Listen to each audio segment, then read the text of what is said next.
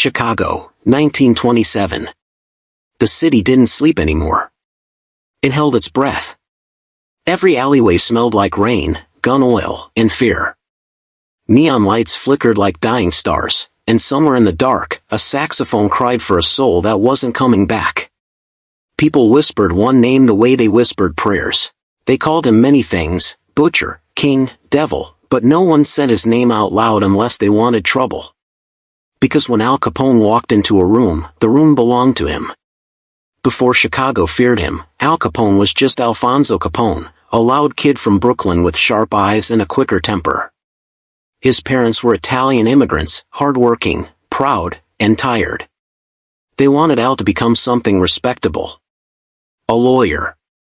A businessman. A man who wore clean suits and clean hands. But Brooklyn didn't raise clean men.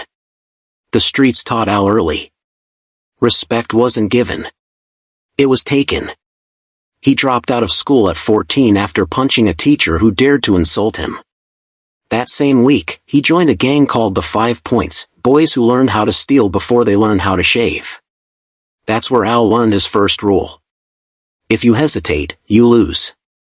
One night, working as a bouncer in a Brooklyn bar, Al made a mistake. He flirted with the wrong woman. Her brother slashed Al's face 3 times with a knife. Blood poured down his cheek. The scars stayed forever. So did the nickname. Scarface, opportunity doesn't knock politely. It kicks the door in.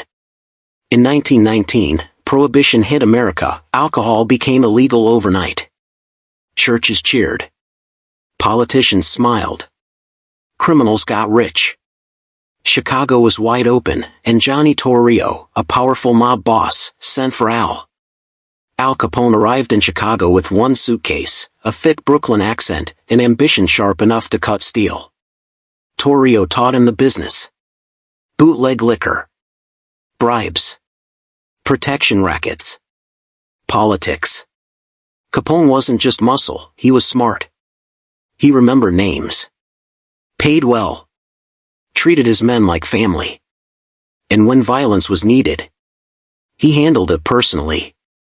By his mid-20s, Al Capone wasn't just working for the mob. He was the mob. Johnny Torrio retired after surviving an assassination attempt. He handed the empire to Capone. Just like that. Al Capone became the most powerful criminal in America before turning 30. His empire made over $100 million a year, bars, casinos, brothels, breweries, unions. Politicians ate from his hand. Police officers took his money. Judges looked the other way. Capone lived large. Tailored suits. Diamond rings. Armored Cadillacs. But he wasn't hiding in the shadows. He wanted to be seen. He gave money to charities. Opened soup kitchens during the Great Depression. Smiled for newspapers. Joked with reporters. To the poor, he was a hero. To his enemies, he was a death sentence. And enemies didn't last long. February 14, 1929. Valentine's Day. Capone was in Florida, but his orders traveled faster than bullets. 7 men from a rival gang lined up against a brick wall inside a Chicago garage. They thought it was a police raid. Then the machine guns came out. The sound echoed down the street, loud, brutal, final. When the smoke cleared, the floor was soaked red. America was horrified. The police knew Capone was guilty. Everyone knew. But knowing and proving were 2 different things. Witnesses disappeared. Evidence vanished. Jurors got scared, or rich. Capone laughed. "They can't catch me," he told friends. "I'm untouchable." But while Capone watched for guns, the government watched his books. And suddenly, Al Capone wasn't charming anymore. He was a monster. He wasn't a gangster who took Capone down. It wasn't a rival. It was an accountant. Federal agents followed paper trails. Numbers. Receipts. Bank deposits. Capone had killed men, ordered massacres, corrupted a city. But he forgot one thing. You can't bribe math.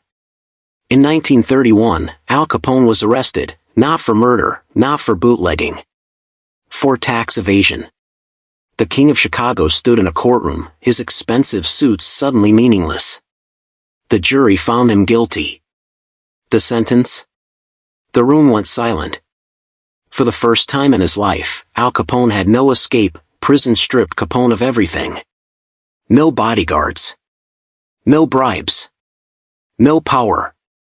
At Alcatraz, the cold walls didn't care who he used to be. Other inmates didn't fear him. They ignored him. Worse than hate was irrelevance. Years of untreated syphilis rotted Capone's mind. The sharp gangster became confused. Childlike. Lost. The man who once controlled Chicago now struggled to tie his shoes. When he was released early, he returned to Florida, quiet, broken, forgotten. January 25, 1947. Al Capone died in his bed at age 48. No gunfire.